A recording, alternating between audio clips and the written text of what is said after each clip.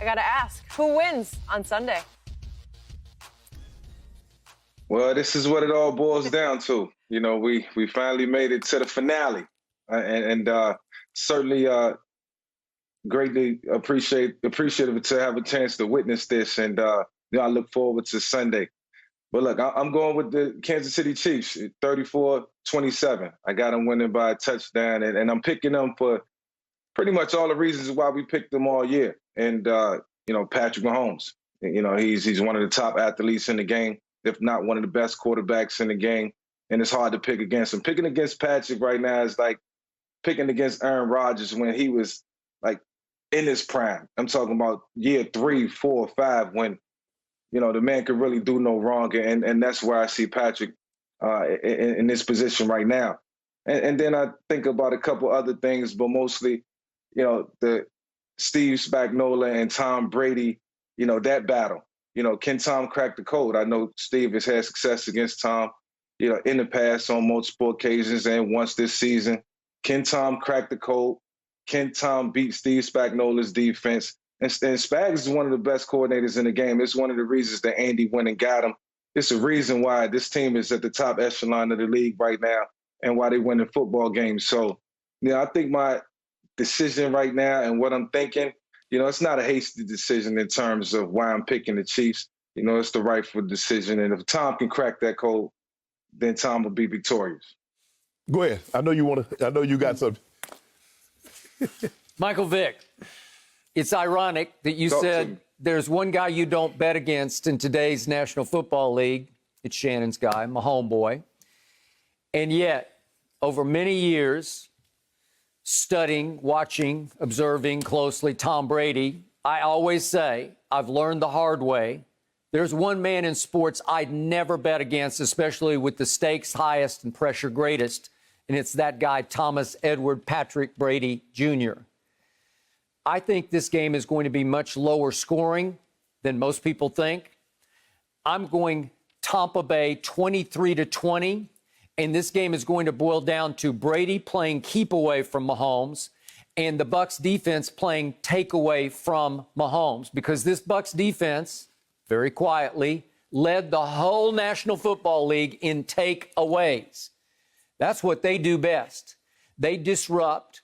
They bring heat on the quarterback. And now that Mahomes is down both starting tackles, the whole line is just beat all to hell to me. You got backups everywhere.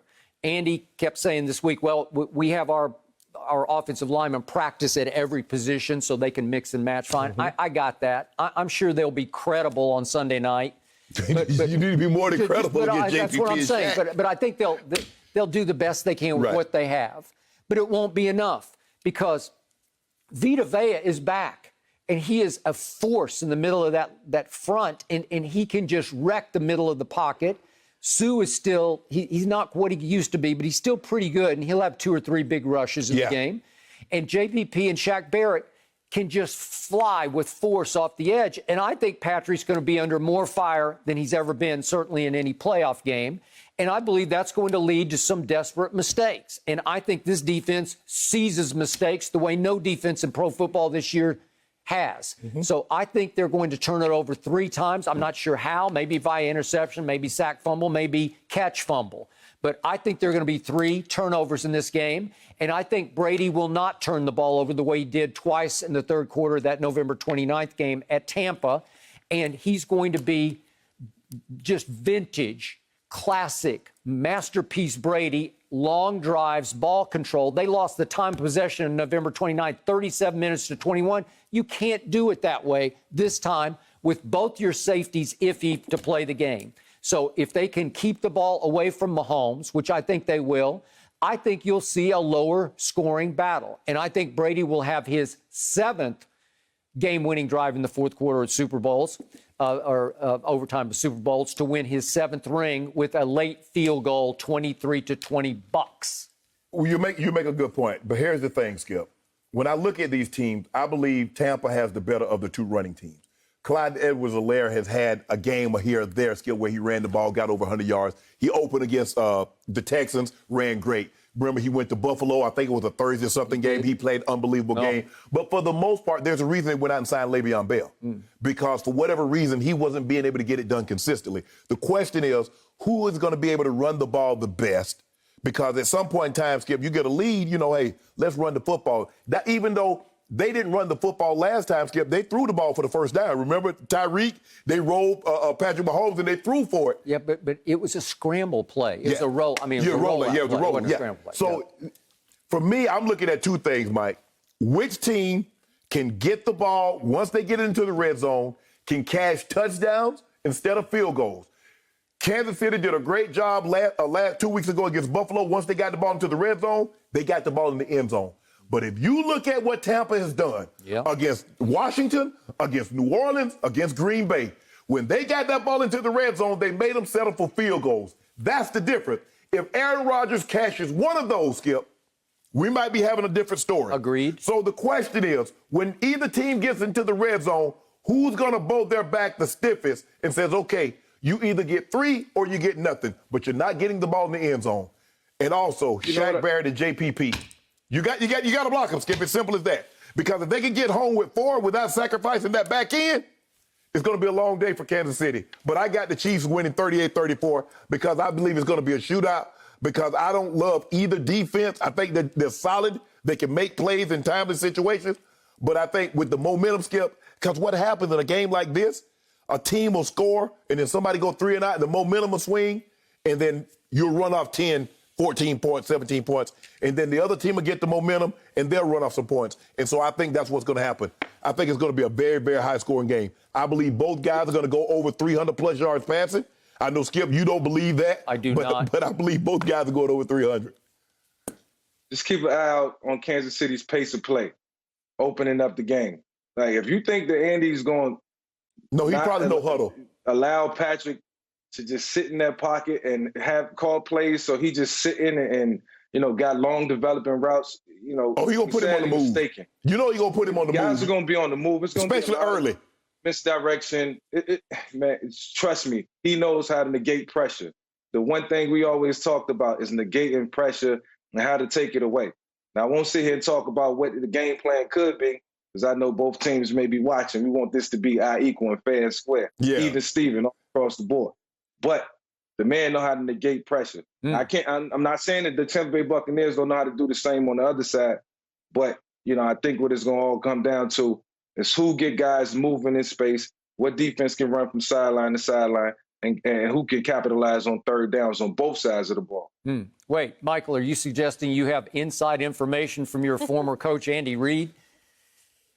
Nah, I stay out of the way during the season. This is his time, not mine.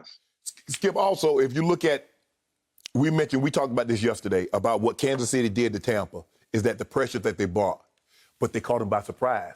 The element of surprise, because that's not what 48%. Skip, that's not what Kansas City normally do. Okay. And so and Tampa took the other approach. They normally blitz and say, nah, we just gonna sit this thing back. Okay. Now somebody's gonna have to get out of character. Okay. Somebody's going to have to do something that they didn't do before in order to hope for a different result.